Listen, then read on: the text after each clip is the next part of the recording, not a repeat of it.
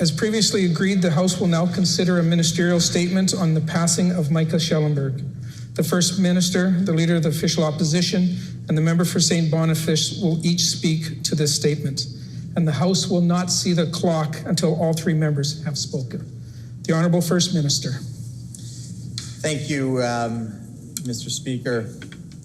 The loss of a life at any time brings sadness.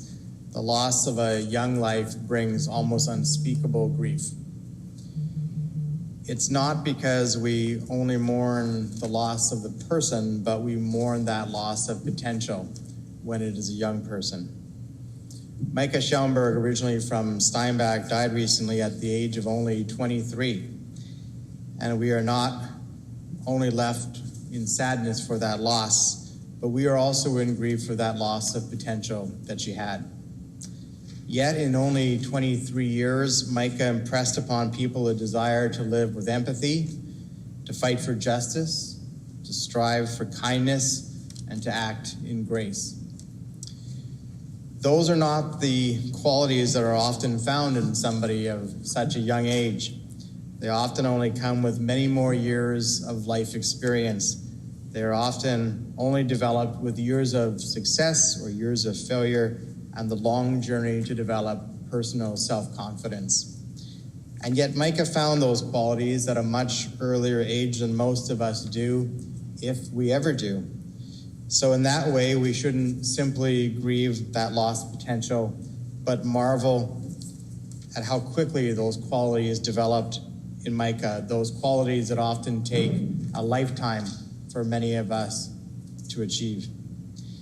I've had the opportunity to know Mica's father, Trevor, for many years. We are friends, and the challenges that Mica faced in recent years were borne by the family as well. Parents often take on the emotion that our children feel. When our children grieve, we grieve. When our children are going through hardship, we go through that hardship. When we see our children dealing with inequality, we feel that same sense of anger towards that inequality. And as such, and as much as we always want to be able to heal the hurts that our children suffer throughout their lives, that just simply, sadly, isn't always possible. And yet, even in those difficult times, I saw grow in Trevor a deeper compassion for others, a true understanding that we need to strive to understand each other's differences, and a desire to always express compassion instead of judgment. And while that may sound like a reflection on Trevor, it is really equally one on Mica, because in all relationships, especially between those of a parent and a child, there is a shaping of each other. So in making this statement together with the leader of the official opposition and the leader of the Liberal Party, we do so with grief in the loss of a young Manitoban, but we also acknowledge those who knew Mica and those who knew her well, that her life will live on because it cannot be extinguished, because she has shaped those who were close to her and those who she touched so deeply. Thank you, Mr. Speaker. Leader of the Official Opposition.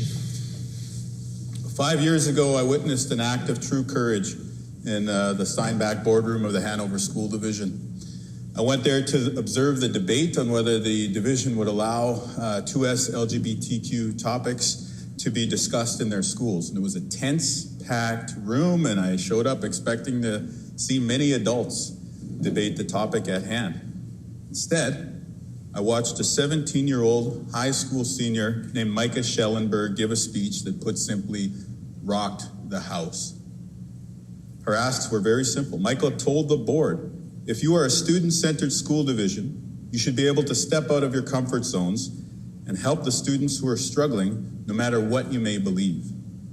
In the Q&A that followed, some of the school trustees pushed back, and they asked if parents shouldn't be informed if their kids were asking about 2S LGBTQ topics at school. Mica stood her ground, and she replied calmly, this is part of who they are, meaning the students.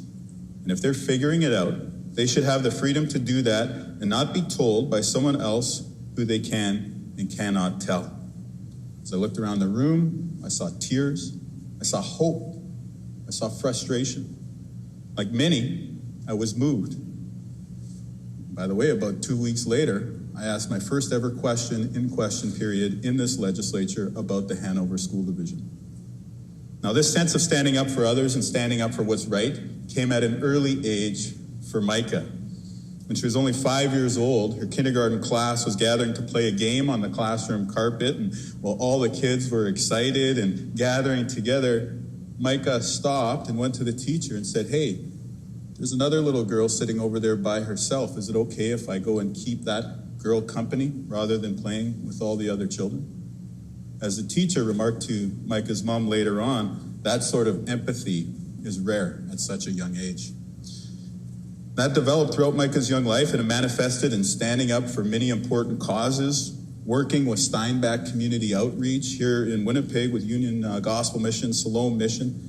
Other times, she'd simply give what little food she had to someone that she'd encounter on the street who was in need.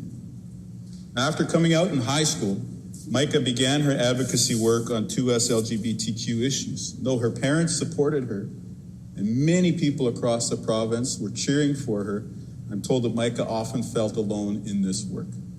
She told a reporter on the night of that big speech she wasn't sure if it would help usher in any change. But I can tell you that shortly afterwards, her school set aside space for gay-straight alliances to meet. Teachers began to put up rainbow stickers and signs in their classrooms. She made her high school a little bit safer for the other students who came after her when she graduated Steinbach Regional Secondary School in 2016. Sadly, Mica passed away recently, peacefully and unexpectedly. But her legacy will live on. She changed her high school, she changed her hometown, she changed our province. Her time here on earth offers a lesson for us all. If you know that something is the right thing to do, then do it. Even if you feel alone, even if you have to embark on great challenges. And even if you are just that lone young person, you can change this world for the better. I offer my sincere condolences to Mica's mom, Kathy, her father, Trev, and stepmom, Lindsay Ray, her brothers, her family. I want her family to know that the Premier and I have agreed to meet very soon to see which policies we can enact to honor Mica's legacy. But for now, I want the family to know that she influenced many lives, including many of us right here in this chamber. Be blessed. The member from St. Boniface.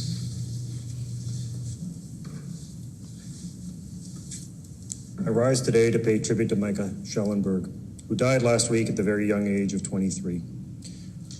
She leaves behind her family and her friends to mourn. There are few greater tragedies than someone who dies with decades of a life unlived. There's nothing harder than losing a loved one, and my heart breaks for the family. When Mica was 17, she made local and national headlines when she spoke at the Hanover School Division in favor of gay-straight alliances in high schools. She was in the Toronto Star, she was in Maclean's. And Maclean's at the time said, the young people in Steinbach's LGBT community described the harmful effects of the kind of hostility they'd experienced. Every young gay person Maclean spoke to in reporting this story struggled with suicidal thoughts when they were teenage students in the Hanover School Division. All say they felt isolated, cornered, and despised.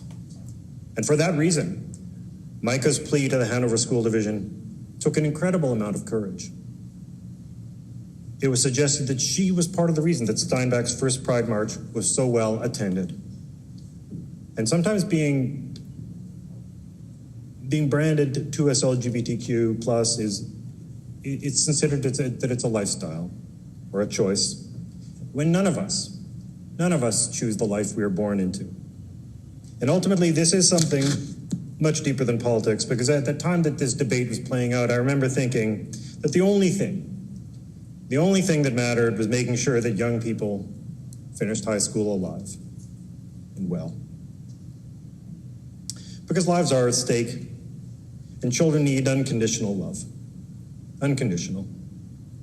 While it is too late to say to Mica, to anyone else who feels isolated or alone, because there are so many of you, I know I'm not the first to say it, you are not alone. You are loved, just as you are. And it gets better. And we do have your back. My very deepest condolences to Mica's family, friends, and community. And they should know that she left this world a better place than she found it. Thank you. Honorable Government House Leader. Mr. Speaker, I'd ask for a moment of silence.